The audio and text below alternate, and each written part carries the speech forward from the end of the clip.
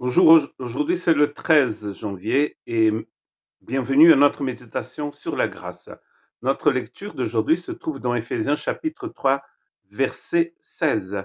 Je prie qu'il vous donne, conformément à la richesse de sa gloire, d'être puissamment fortifié par son esprit dans votre être intérieur. Voilà, c'est parti. Et il prie à nouveau pour les Éphésiens. Vous avez trouvé ce même genre de prière dans Éphésiens chapitre 1, 15 à 22. Après avoir parlé des richesses impressionnantes reçues avant la fondation du monde en Christ Jésus, dans Éphésiens 1, il va prier. Ici, il vient de parler du mystère du Christ, c'est-à-dire de sa nouvelle société formée des juifs et de non-juifs, formée de toutes sortes de personnes, de toutes les personnes qui habitent sur cette planète et qui sont nées d'en haut. Elle rentre donc dans cette nouvelle société, dans cette nouvelle humanité, dans cette nouvelle création. Et cela est impressionnant. Et Paul, par la suite, donc après avoir annoncé la révélation de ce mystère, il prie. Et la première partie de sa prière, voici, elle en aura plusieurs parties. Et il va parler de force, de connaissance, d'amour et de plénitude. La première partie, donc, c'est la force du Seigneur. Je prie qu'il vous donne, conformément à la richesse de sa gloire, d'être puissamment fortifié par son esprit dans votre être intérieur. N'est-ce pas intéressant? Puissamment fortifié. Il parle ici d'une habitation de l'esprit, d'une façon la plus profonde. Si je prends ma interlinéa en anglais, je veux trouver ici le mot habiter. Euh, le mot fortifié ici, il y a donc une habitation intérieure. Il y a le mot habiter ici dans cette partie. Plus loin, dans le verset 17, que le Christ puisse habiter. Et donc, on voit ici une force de l'esprit dans l'homme intérieur. Est-ce qu'une personne qui a déjà reçu le Seigneur, est-ce qu'il a déjà le Saint-Esprit? C'est la question qu'on doit se poser. Est-ce qu'il est en train de parler ici de, recevoir le Saint-Esprit? Il n'y a pas de nouvelle naissance, il n'y a pas d'entrée dans la nouvelle société sans que la personne ait reçu l'Esprit de Dieu en lui. C'est comme cela que fonctionne la nouvelle naissance. Jésus lui-même l'avait dit dans Jean chapitre 3, quand il disait que si quelqu'un n'est pas né d'en haut, il ne peut pas rentrer dans son royaume, et il dit qu'il faut être né de l'Esprit Saint et de l'eau. Il faut être né de l'Esprit Saint. Donc, sans qu'on soit né de l'Esprit Saint, nous ne pouvons pas rentrer dans le royaume du Seigneur. Ici, donc, il ne parle pas de recevoir le Saint-Esprit, mais d'être fortifié puissamment.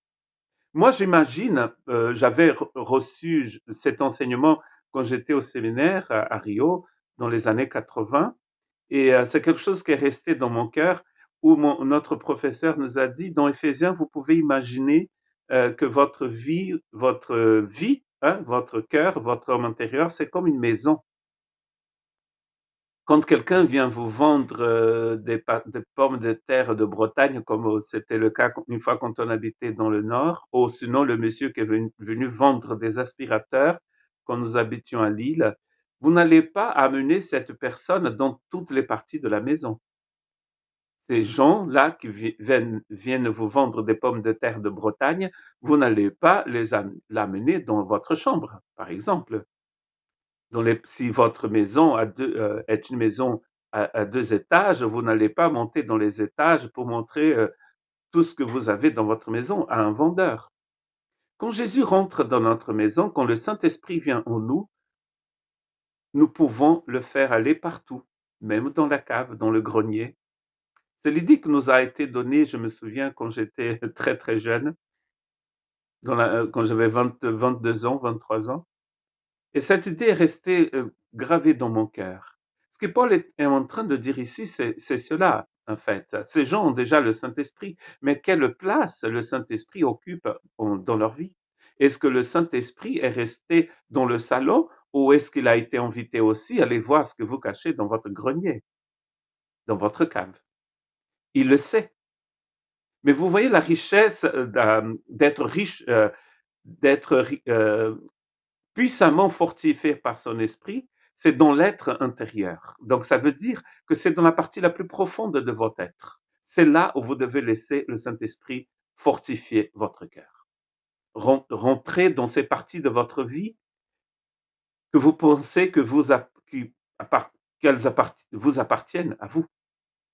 Le Saint-Esprit veut y aller aussi. Allez partout.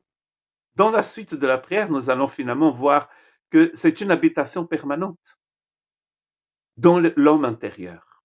Comme la prière la première prière de Paul pour les Éphésiens dans le chapitre 1, cette prière veut aussi que ces chrétiens puissent avoir une totale compréhension de ce qu'ils viennent d'entendre, c'est-à-dire du mystère du Christ.